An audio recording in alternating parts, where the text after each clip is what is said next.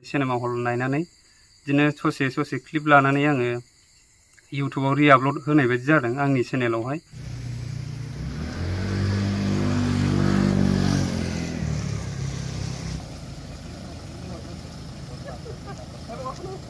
गावखौनो इउटुबार होननानै सोरनिबा फिल्मखौ बा भिडिअखौ आपलड होलाबायनाया बे दायनिगिरि जायो दै लोगोफोर। दा नोंथांमोना मिथिबायना? दा आं नोंथांमोननो डिटेल्स भिडिअखौ आं होनो थांगासिनो दङ।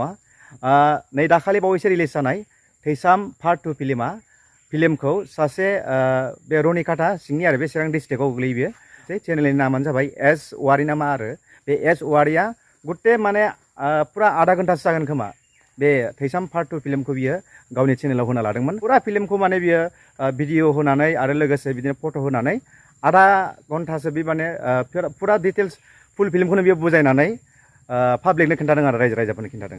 दा बियो दा दायनिगिरि जाबाय। दा जादो बियो दा अनला ओंख्रिखौ दिनै गावनि इउटुब मुलाम्फानि थाखाय बेबायदि आपलड होनानै रायजो राजाफोरनो खिन्थानानै दा बिनि साजाखौ मा मोननांखो दायो मा मोननांखो नुबाय दा।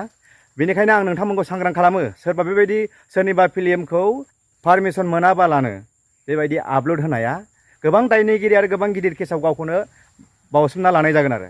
बेनिखायनो हुसियार जा लोगोफोर, सोरनिबा बेबायदि फिल्मफोरखौ बिदि खरस खालामनाय फिल्मखौ पारमिसन गैया बाल गैया प्रडिउसारजों जेबो कमप्रमाइस गैया जाहा था गावनि इउटुब मुलाम्फानि थाखाय होना लानाया साबधान जा।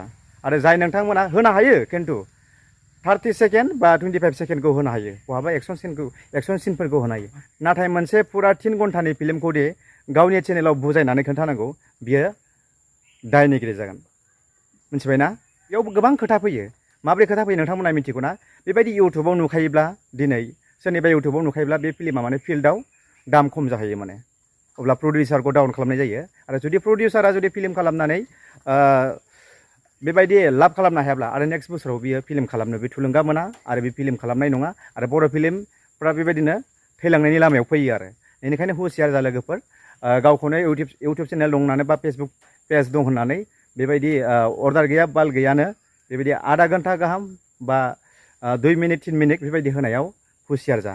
आं बेखौ नोंथांमोननि सिगाङाव बुंथिनानै होबाय। दायो नायलांदो नोंथांमोना भिडिअखौ।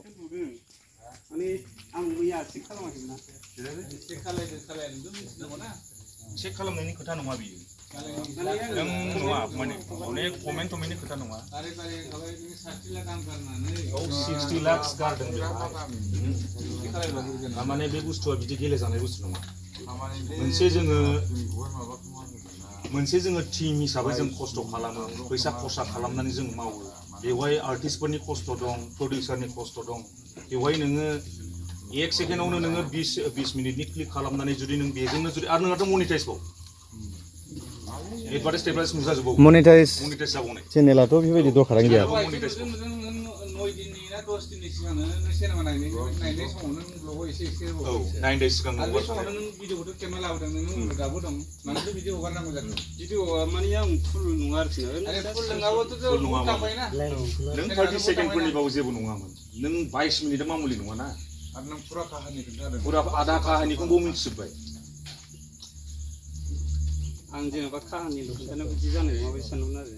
नङा जायो बेबायदि नङा। नोंनि कमेन्टआव बेसेबां मानसिफोरा भिडिअखौ दान मालायनि फैसा कमेन्ट्सखौबो नों नायाबो चेक खालामाखै नामा, खोनासङाखै नामा? कमेन्टखौ बेखायनो बुंबाय आङो, जेनेबा दाख्लै फार्स्ट हगारबाय मैया सानसेल'सो जादों नालाय, ओमफ्राय नै दहाय फुङावसो नुदों आङो। 9 दिननि सिगाङाव नों 30 सेकेन्डबो हाबावा। सिगांनाथ' बे आलदा, जेनेबा आं ब्लग सिस्टेमबावथ' नों गोलाव हगारदोंना। जों फुरा फिल्मखौनो देखायफुंनो थाखाय गुबुन जायगाफ्राव खालामगासिनो दङ। सान्तिपुरावनो बिसोरनो लाङा माया होनलायलांबाय बिदि जायो माने। सिनेमायानो इउटुबाव ओंखारोबाबो जों बोरै लाबोनो। जुदि फिल्मा इउटुबाव ओंखारबायबा मा सिस्टेम मिलायनो गोसो दंबा गोसो नङा। थानायावथ' दानि लेंहरदों, थानायाव थांनो ना बालाय मिलायनो बेखौल' होनखादो आरो। जों बारा गोलावखौ रायलायलामोन। बेखौ बुजिनांगौ। मा बुंनो जेनेबा आंथ' दा क्लियारलि खोथा बुंगोन।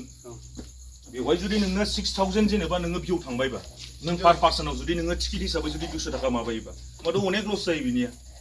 अनेक लस जायो। अनेक मानसियानो नायबायना दा। भिउसनि हिसाबै हिसाब खालामना खोन्थाबानो जाबाय। भिउस हिसाबावथ' जेनेबा 6000 नोङो जुदि मानसि नायदोंबा, दाथ' नोङो 5.9 सामथिं थांबाय नोंना भिउआ। आरो बै नायग्राफ्राथ' नोङो हारसिंल' नायनाय नङा सानै साथाम जिरायगोन बेवहाय नायगोन जोंनो बेखौ नांगौला दे दा खोथायाव होनदों आरो जेनेबा बिदि खालामनाङालै फंबाय बिदि खालामनाङा बिराद गाज्रि बुस्थु बे बाहेर सिरिनाय बुस्थुआ खुलुमबाय आंनि मुङा सोमदोन औवारि आङो दिनै बे मिडियानि गेजेरजों नोंथांमोननि सिगाङाव आं बेखौनो बुंनो सानदों दाख्लै बावैसो आं माने मोनसे खामानि बा मोनसे भुल खामानि मावदों आरोखि ना जेन'बा दाख्लै आरएन प्रडाक्सनजों दिहुनजानाय थैसाम 2 सावथुन जादोंमोन दाख्लै बावैसो ओमफ्राय बेवहाय आङो सिनेमा हलाव नायदोंमोन आरो ओमफ्राय सिनेमा हल नायनानै बिदिनो ससे क्लिप लानानै आङो इउटुबाव रिआपलड होनाय बायदि जादों आंनि चेनेलावहाय नोंथांमोना एसवारि चेनेलखौ मिथियो जानांगौ जाय मिथियो बिसोरो मिथिगोन आं बेवहाय आपलड होदोंमोन ओमफ्राय बेवहाय आपलड होनायाव माने आंना एसे जाय माने आरएम प्रडाक्सननि मालिक बेयो आंखौ माने बुंफैदों आरोखि जेनेबा बिदि हगार नामा होननानै आंखौ दा हमफैदों बेखायनो आं बुंनो साननाया बेनो जेनेबा इयुनाव नोंथांमोनाबो सोरबाफोर बिदि हगारनो गोसो जायोब्ला हगारनाङा आं दिनैहाय आंनि गोरोन्थिखौ आं मानिना लानानै आं आरएम प्रडाक्सननि बिथां रुबि नार्जारि सार आदा बा सारखौ आंखौ निमाहा होदोगोन होननानै आङो मिजिंथिबाय आरो आसाबो खालामबाय बेखिनि आरोखि